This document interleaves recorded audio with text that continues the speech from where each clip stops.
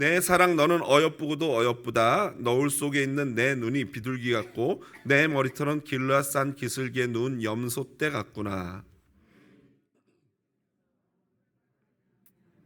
곧 새끼 없는 것은 하나도 없이 각각 쌍태를 낳은 양 같구나. 내 입술은 홍색 실 같고 내 입은 어여쁘고 너울 속에 내 뺨은 석류 한쪽 같구나.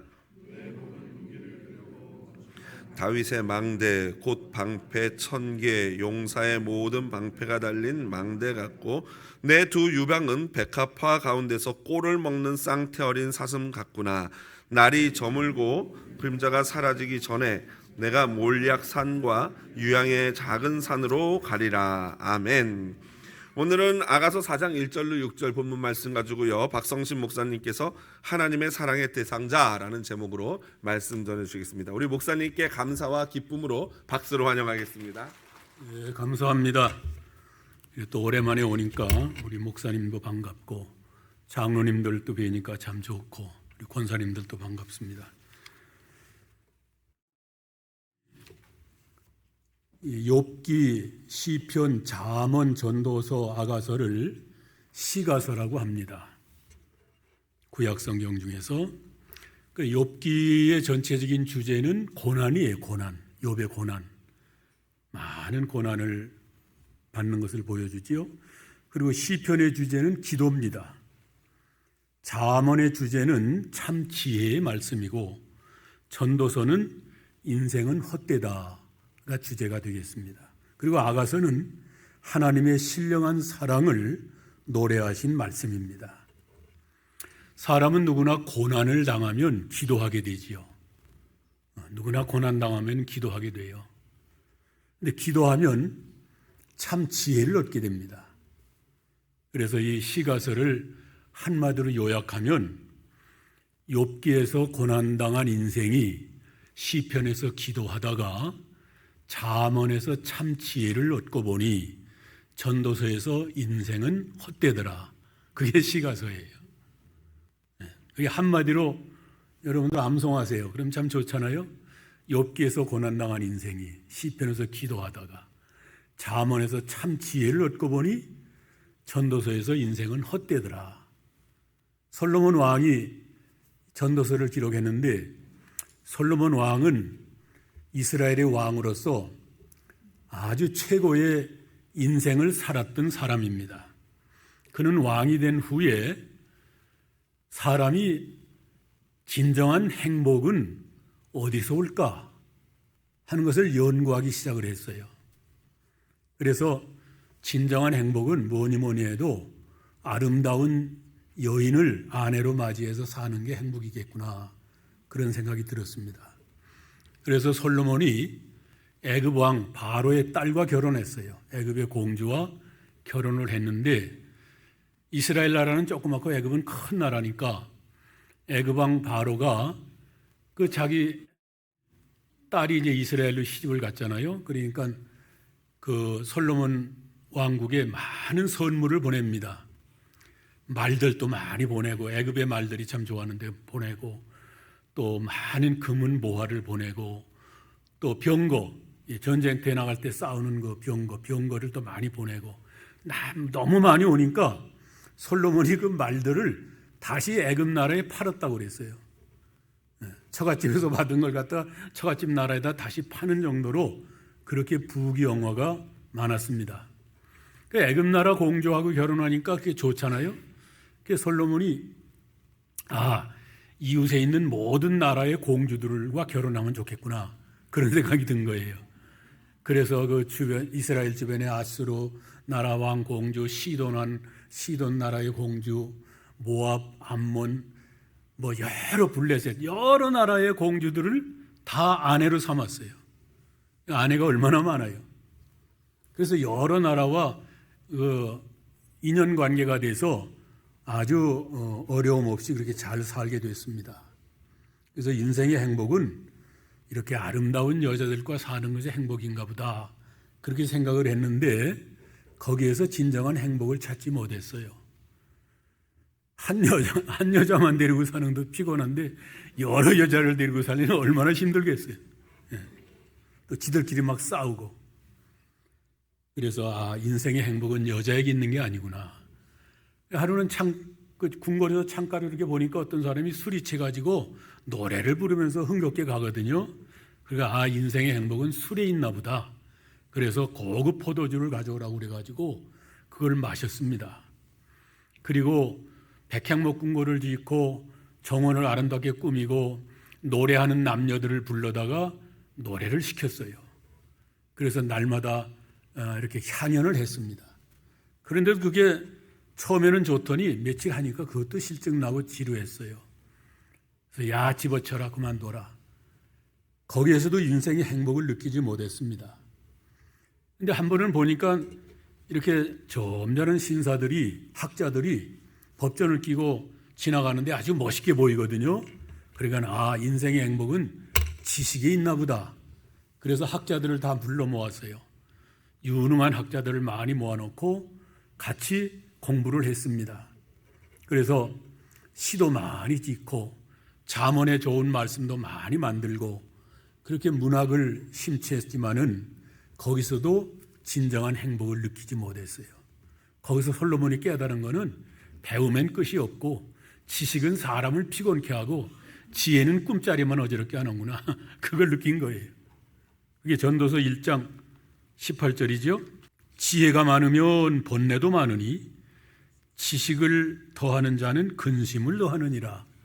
많이 아니까 번뇌만 많고 몸만 피곤하고 근심만 더해요. 저는 젊었을 때 이 글씨를 참 이쁘게 잘 썼어요. 그래서 목사님은 참 명필입니다. 그런 소리 들었는데 이제 다음 주일이 부활주일인데 제가 제 밑에 있는 전도사님한테 나가 기도원에 가서 설교 준비하고 기도하고 올 테니까 이 뒤에다가 부활주일이라고 잘 써붙이라고 그랬어요. 그래서 이제 금요일 날 산에 가서 하룻밤 지내면서 설교 준비하고 토요일 날 늦게 왔는데 보니까 이 써붙인 글씨가 마음에 안 들어요. 제가 글씨를 잘 쓰거든요. 그러니까 제가 글씨를 못 썼으면 그냥 그대로 지났을 텐데 야가 저거다 떼라. 저게 뭐냐 글씨가. 그래서 내가 다시 썼어요. 다시 써서 붙이니까 기분이 좋더라고요. 근데 그러다 보니까 나만 피곤해요. 괜히 많이 안다고 좋은 거 아니에요. 더 피곤하고 더 힘든 거예요. 솔로몬이 그걸 느꼈어요. 그래서 결론적으로 인생은 헛되고 헛되며 헛되고 헛되니 모든 것이 헛되구나 하는 걸 느낀 거예요. 전도서 1장 2절에 헛되고 헛되며 헛되고 헛되니 모든 것이 헛되구나. 5번 헛되다고 그랬어요. 인간이 하는 일은 계획도 헛되고 과정도 헛되고 방법도 헛되고 결과도 헛되고 다 헛되더라고 말이에요. 그러니까 이제 젊은 사람들은 이 뜻을 잘 모르는데 연세 드신 분들은 그 젊었을 때 나도 별것 다 해봤지만 다 쓸데없더라는 걸 느끼는 거예요. 그래서 인생의 헛됨을 고백한 것이 전도서고 그 다음에 아가서에서는 하나님의 사랑을 깨닫죠. 하나님과 성도의 신령한 사랑을 노래한 것이 아가서의 말씀이에요. 제가 어렸을 때에 지금부터 한 70여 년 전에 제가 주일학교 다닐 때는 교회에서 이렇게 부흥회를 하면은 허사가라는 노래를 많이 불렀어요. 허사가. 아마 연세 많은 우리 장로님들은 다 아실 거예요. 허사가를 우리 주일학생 때는 그때는 이 복음성 같은 게 허사가 뭐 이런 거밖에 없었어요. 지금은 많지만. 그래서 그런 걸 많이 부르고 자랐어요. 허사가가 1절부터 12절까지 있는데 제가 한 3절만 지금 빼왔는데 오늘 1절에 보면 세상만사 살피니 참 헛되구나. 부귀공명 장수는 무엇하리요. 고대광실 높은 집 문전옥답도 우리 한번 죽으면 일장의 춘몽. 토지마나 무엇해 나 죽은 후에 삼척광중 일장지 넉넉하오며 의복마나 무엇해 나 떠나갈 때 수의 한 벌 관한 게 족하지 않나 하는 노래가 있어요. 이 토지마나 무엇해 나 죽은 후에 삼척광중 일장지, 삼척광중이라는 것은 석자 6자라는 뜻이에요. 넓이가 석자, 길이가 6자. 그러니까는 땅으로 치면은 반평이에요, 반평. 땅 반평. 사람이 죽으면 땅 반평밖에 차지 못해요. 무덤자리 땅 반평밖에 안 되잖아요. 석자, 6자. 아무리 재산이 많아도 땅 반평밖에 없는 거예요. 공동묘지에 가면은요, 이렇게 동판에다가 이름을 쓰고 그 사람이 태어난 연도와 죽은 연도가 기록되어 있잖아요. 그걸 이렇게 저는 보면서 많은 걸 느껴요. 공동묘지 이렇게 가면은 이렇게 동판에다가 아무개 하고서는 써놓고서는 그 밑에 1920년, 그 다음에 그게 태어난 해예요. 그 다음에 1960년, 이게 죽은 해예요. 그래서 이 사람은 40년밖에 못 살았구나. 또 어떤 사람은 아무개하고 써놓고서는 1920년, 2000년, 이 사람은 80년을 살았구나. 그걸 보면 알 수 있어요. 근데 40년을 산 사람이나 80년을 산 사람이나 인생의 길이는 똑같아요. 한 손가락 매듭밖에 안 돼, 길이가. 1인치밖에 안 되는 거예요. 그러니까 1920년 하고서는 손가락 매디만큼 찍 긋고서는 1960년 그렇게 쓰는 거예요. 또 어떤 사람은 1920년, 2020년, 100살을 살아도 그 길이는 똑같아요. 한번 가보세요. 틀린가? 100살 살았다고 뭐 20년 하고서 길게 긋고서는 쓰는 거 아니에요? 똑같아, 그냥 손가락 매듭만큼. 요만큼 살다 갔구나, 사람은. 인생은 그렇게 헛된 거예요. 그래서 옛날에 부흥회 때마다 이 허사가를 많이 불렀는데, 우리 한번 불러봅시다. 여기 보면서 저랑 같이 한번 불러봐요. 세상 만사 살피니 참 헛되구나. 부귀공명 장수는 무엇하리요. 고대광실 높은 집 문전옥답도 우리 한번 죽으면 일장의 춘몽. 토지마나 무엇해 나 죽은 후에 삼척광종 일장기 넉넉하오며 의복마나 무엇해 나 떠나갈 때 수위 한벌 관한 게 족하지 않나.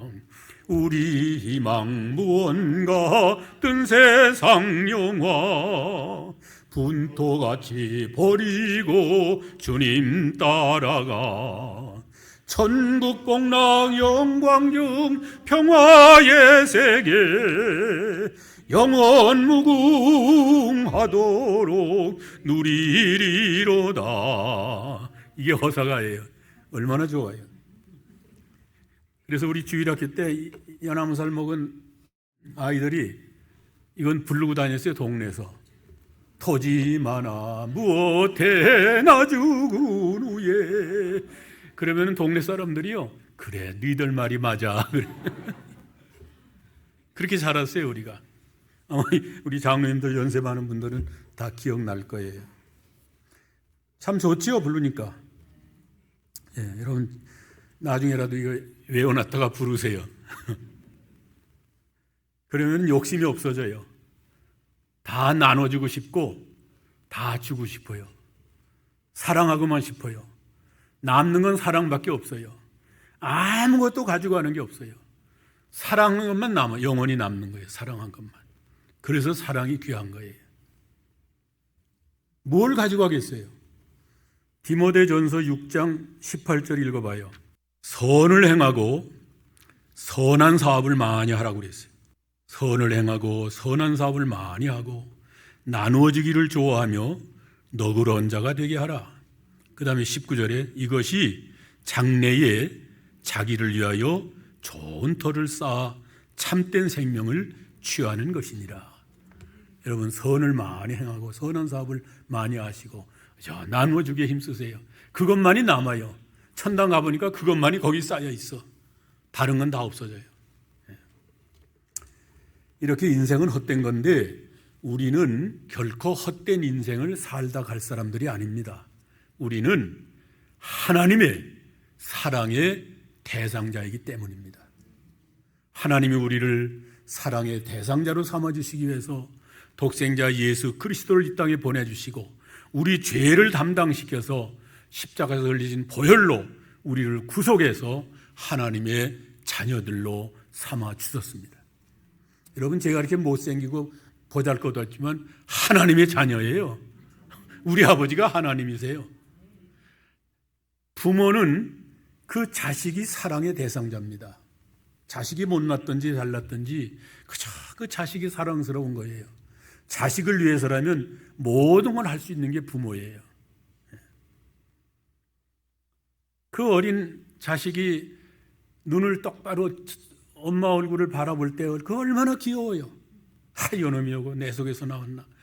아이고, 눈도 이쁘고 코도 이쁘고 입도 이쁘고 어쩌면 머리도 이쁘고 너는 발가락도 이쁘냐.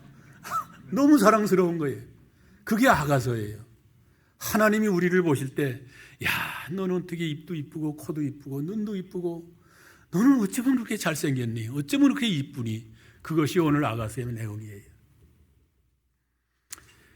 그래서 아가서는 하나님과 성도의 신령한 사랑을 노래한 말씀인데, 우리가 이제 그 문자적으로 보면은 솔로몬 왕과 술람 여자의 사랑 이야기처럼 보이지요. 그건 풍의적으로 그렇게 한 거예요. 그렇게 묘사한 것뿐이고 실제는 하나님과 성도와의 신령한 사랑을 노래한 거예요.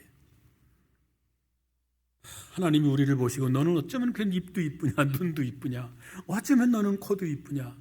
하나님이 그렇게 이뻐하시는 거예요. 이뻐서 못 견디시는 거예요. 그래서 1절에 너울 속에 있는 내 눈이 아름답고 내 머리털이 아름답구나 하고 칭찬을 했어요. 하나님만 바라보고 믿음으로 사는 성도의 눈을 보실 때에 하나님이 그렇게 이쁘게 보시는 거예요. 그다음에 머리털이 아름답다는 말은 이 고린도전서 1장 10절에 여자의 긴 머리는 권세 아래 있는 표로 주신 거라 그랬어요. 그게 무슨 말인가 하니 꼭 여성들만 말하는 게 아니고 성도들을 가르치는 거예요. 성도들이 순종할 때에 그렇게 아름답구나 그러는 거예요. 그러니까 머리털은 권세 아래 있는 표라고 그랬잖아요. 그러니까 순종을 의미하는 거예요. 순종.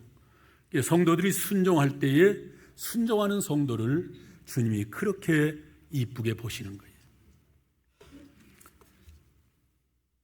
그 다음에 2절에 보면 내 이가 아름답구나.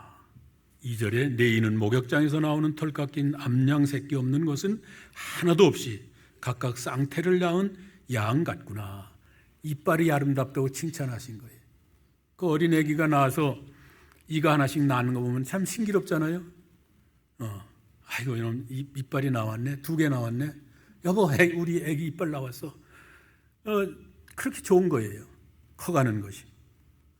이 이를 하나님이 칭찬하신 것은 이는 색임질하라고 주신 거예요. 색임질. 소가 들판에 나가서 풀을 뜯어먹고 집에 와서는 쭈그리고 앉아서 하루죠 밤새 야금야금 색임질을 해요. 그래서 소는 위가 넷이라고 그러잖아요.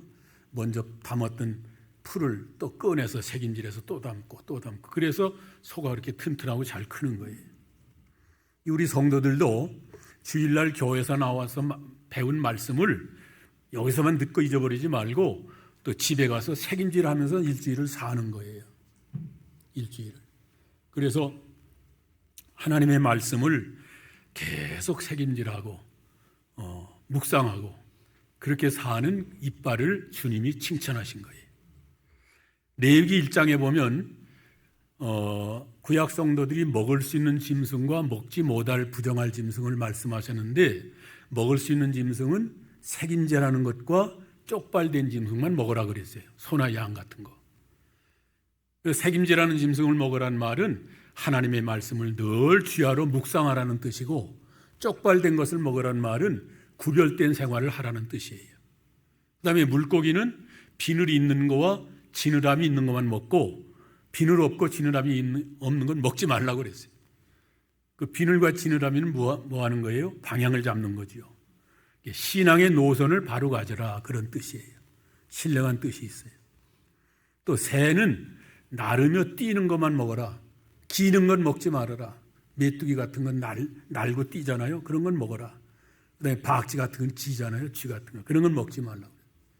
날고 뛰는 건 먹으라는 말은 계속해서 천성을 향해서 올라가라는 뜻이에요. 날마다 올라가는 거예요. 주를 앙모하는 자 올라가 그러잖아요. 그런 신령한 뜻이 있어요. 레위기 11장 여러분 보세요. 그런 뜻을 알고 보면은 성경이 재미가 나요. 아, 이런 뜻이었구나. 근데 그걸 모르고 보면은요, 지루해요. 졸려요, 보다가. 그래서 성경은 수면제인가 그런 사람도 있어요. 그 다음에 3절에 내 입술은 홍색질 같다. 내 입은 어여쁘고 노을 속에 내 두 뺨은 석류한 쪽 같구나. 3절에 그랬어요. 입술은 그리스도의 보혈을 찬양하는 그 입술을 주님이 아름답게 보시는 거예요. 그 다음에 늘 구원의 은총에 감사와 기쁨으로 살 때에 주님이 그 성도를 아름답게 보시는 거예요. 이스라엘 백성들이 바벨론에서 포로 생활하다가 70년 만에 포로에서 해방돼서 나왔죠. 나와가지고선 이스라엘 백성이 바벨론에서 포로 생활할 때 그때는 제일 그리웠던 것이 하나님의 성전이에요. 예루살렘에 있는 하나님의 성전.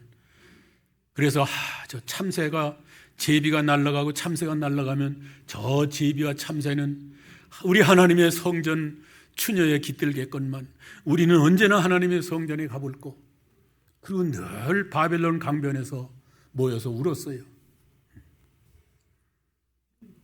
그러다가 해방이 돼가지고 예루살렘에 가서 청년들이 우리 부모님들이 예루살렘 성전을 얼마나 그리워했던가.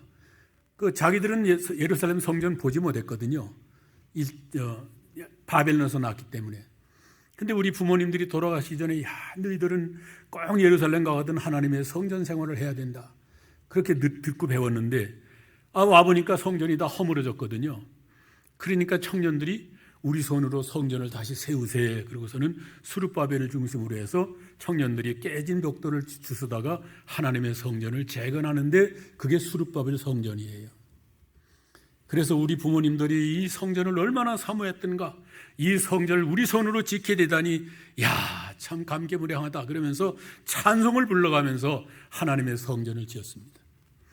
그런데 레위인들과 노인들은 90이 넘은 노인들은요, 옛날 솔로몬 성전을 봤거든요. 옛날 그 아름다운 성전을 봤던 사람들은 이 초라한 이 수르바벨 성전을 볼 때 눈물이 났어요. 하나님이 우리에게 그렇게 아름다운 성전을 줬건만 왜 우리가 하나님 말씀대로 살지 못해서 이 성전이 다 허물어지고 우리는 바벨론의 포로가 됐는가. 그래서 가슴을 치면서 울었어요. 근데 청년들은 자기 손으로 성전을 짓는다는 그 기쁨에 찬송을 부릅니다. 그러니까 멀리서 들으니까 찬송소리인지 울음소리인지 분간하지 못하더라. 그게 에스라 3장 10절이에요. 그래서 참교회는 이 구원의 은총을 감사하는 기쁨의 찬송이 있어야 돼요. 그 다음에 그것만 있어서는 안 돼. 또 자기의 죄, 하나님 말씀대로 살아들이지 못했던 죄, 교만했던 죄, 남을 무시했던 죄, 불순종했던 죄를 찾아서 회개하는 회개의 눈물이 있어야 돼요. 그래서 바깥에서 들었을 때 저 사람들이 웃는 건지 우는 건지 모를 정도로 들려야 돼요. 그게 참 교회예요. 그게 우리 성전된 개인의 생활이 돼야 돼요. 구원의 은총을 생각하면 기쁘고 감사하지만 하나님의 말씀대로 살지 못하는 자기를 바라볼 때 너무 슬프고, 아이고 이 지질이 못난 거, 내가 왜 이렇게 순종하지 못했던가, 뭐 하다가 이 모양이 꼴로 나이가 70이 넘었는가, 아이고 이 지질이 못난 거. 그래서 가슴을 치면서 울 줄도 알아야 돼요. 그래서 늘 우리는 구원의 기쁨과 감사를 살 때에 그 얼굴이 아름답게 빛나는 거예요. 그래서 내 얼굴이 석류한 쪽 같구나 칭찬하지. 4절에 내 목은 무기를 들고 건축한 다윗의 망대 같구나. 이 목은 이 견고한 그 신앙을 말해요. 흔들림이 없는 신앙, 굳굳한 신앙, 견고한 의지. 근데 어떠한 환경이 와도 흔들리지 않는 거예요. 누가 무슨 말을 해도 흔들리지 않고 굳굳하게 믿음을 지켜나가는 그 믿음을 칭찬하신 거예요. 그 다음에 5절에 내 두 유방은 백합화 가운데서 꼴을 먹는 쌍태 어린 사슴 같구나. 유방이 아름답다고 또 칭찬하신 거예요. 이거는 데살로니가전서 5장 8절에 보면 믿음과 사랑에 흉패를 붙여라, 호심경을 붙여라, 그리고 구원의 투구를 써라, 그런 말씀이 나와요. 그러니까 두 유방은 믿음과 사랑을 상징하는 거예요. 우리가 누구를 대하든지 믿음으로 대하고 사랑으로 대하고 그렇게 할 때 주님이 기뻐하시는 거예요. 그리고 이 유방이 아름답다는 말은 성숙한 신앙을 칭찬하신 거예요. 어린아이들이 쬐끄만 것들이 커서 제법 청년이 되고 아이고 아주 보기 좋잖아요. 아이 이놈이 언제 이렇게 컸어. 저도 우리 손녀딸 큰손녀 보면은 쬐끄맣게 아장아장 다니던 게 지금은 처녀가 돼가지고 아주 애가 잘생겼단 말이에요. 아 이놈이 언제 이렇게 컸어. 참 대견하다. 그렇게 자라나야 돼요. 성도의 신앙도. 항상 이제 그 자리에 앉아 있으면 안 돼요. 성전 미문에 안진망이처럼 항상 성전 미문에서 앉아 있으면 안 돼. 이젠 차고 일어나서 성전 안에 들어가는 신앙을 가져야 돼요. 그래서 예배만 조용히 마치고 조용히 떠나고 왔다 갔다 하지 말고 이제 예배 마치고 좀 정리도 하고 교회 좀 살펴보기도 하고 또 부엌에 가서 설거지도 하고 뭔가 주님을 위해서 내가 오늘 좀 수고해야 되겠다, 봉사해야 되겠다 하는 마음을 가져야 돼요. 그게 자라나는 거예요. 주일날만 나와던 사람이 새벽기도 나오기 시작을 하고 11조 못하던 사람이 11조를 작정하고 하고 그게 자라나는 성도예요. 전도 못하던 사람이 전도하게 되고 봉사 못하는 사람이 봉사하게 되고 이렇게 해서 믿음이 자라나야 돼요. 그렇게 자랄 때에 주님이 기뻐하시는 거예요. 많이 자랐구나. 살아있는 거는 계속 자라게 돼 있어요. 죽은 거는 안 자라요. 여러분 죽은 거 자라는 거 봤어요? 죽은 거는 스톱돼요. 근데 살아있는 건 계속 자라게 돼 있어요. 우리는 영원히 사는 새 생명을 가진 사람들이에요. 그러니까 계속 자라야 돼요. 천당 가서도 자라요. 천당 가서도. 그리스도의 장성한 분량이기까지 자라가는 거예요. 천당에서 뭘 자랄까? 저처럼 늙은 사람이 뭘 자라요? 더 꼬부라지지요. 근데 자라는 게 있어요. 지식이 자라나요. 깨달음이 자라나고 인격이 자라나고 자라나야 돼요. 살았기 때문에. 그래서 오늘도 또 배우고 또 내일도 배우고 또 듣고 그래서 그만큼 조금씩 자라나는 거예요. 천당에 가서도 우린 자라나는 거예요. 천당에 가서도. 천당에 가면 딱 멈추는 거 아니에요. 화석이 돼가지고 있는 거 아니에요. 자라나야 돼요. 거기서 뭐가 자라요? 지식이 자라나요. 아무리 이 땅에서 성경을 많이 알고 잘 배워도 천당 가서 보면 또 달라요. 삼위일체가 이거였구나. 예수님이 이렇게 생기셨구나. 벌써 새로운 걸 깨닫는 게 자라나는 건 아니에요. 그게 지식적 성장이에요. 그 다음에 도덕적 성장이 있어요. 아무리 내가 착하게 살고 아무리 도덕적으로 원만해도 천당에 가보면 거기 갖다 놓으면 아무것도 아니에요. 거기서 또 보고 배우는 거예요. 나도 이렇게 해야 되겠구나. 나도 예수님처럼 저렇게 해야 되겠다. 나도 베드로처럼 저렇게 해야 되겠다. 거기서 자라나는 거예요. 그러니까 도덕이 자라나고 지식이 자라나고 어디까지? 그리스도의 장성한 분량이기까지 자라나는 거예요. 그런 성도가 돼야 돼요. 그렇게 자라나기 위해서는 구원은 믿음으로 받았으니까 그건 뭐 내가 할 일이 아니고 하나님이 다 해주신 것이고 이제 성화를 이루는 길은 내가 할 일이에요. 내가 힘써 이루어가는 거예요. 골로새서 1장 29절에 나도 내 속에서 능력으로 역사하는 성령의 역사를 따라 나도 힘을 다하여 수고한다고 그랬어요. 사도 바울도. 그게 성화예요. 자라나기 위해서 힘쓰는 거예요. 그 다음에 6절에 날이 기울고 그림자가 사라지기 전에 내가 모략산과 유황의 작은 산으로 가리라. 이 날이 기울고 그림자가 사라지기 전에 하는 말은 말세를 가리켜요. 말세. 지금 말세가 돼서 해가 다 뉘엿뉘엿 기우는 때가 됐어요. 우리의 생애를 하루로 보면 지금 저녁 때가 석양 때가 된 거예요. 저 같은 늙은 사람은 또 더군다나 많이 석양으로 기울었고, 날이 기울고 말세가 됐을 때를 가리키는 거예요. 그럴 때 우리는 뭐 해야 되느냐? 모략산과 유향산으로 가라. 기도, 모략과 유향은 기도를 상징해요. 이 말세가 될수록 우리가 기도 생활에 힘을 써야 됩니다. 기도 잘한대요. 저도 기도 잘할 줄 몰라요. 그래서 힘을 써야 돼요. 기도하려고 힘을 써야 돼요. 하나님 기도문 좀 열어주세요. 그리고 좀 마음껏 기도하게 해주세요. 어떤 때는 저도 그렇게 기도해요. 기도가 잘 안 돼요. 기도가 어렵습니다. 설교는 차라리 쉬워요. 근데 기도가 어려워요.